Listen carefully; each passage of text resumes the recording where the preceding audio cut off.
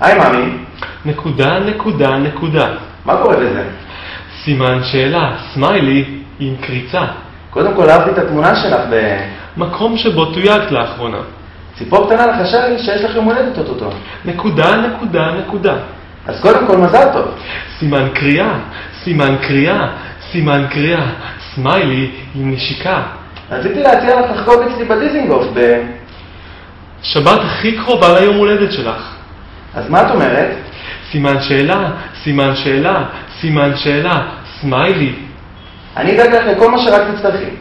סימן קריאה, סימן קריאה, סימן קריאה. אז דברי איתי. מה אתה אומר? איך היה? סימן שאלה. לא, אחי, באמת. איך היה? Very cool.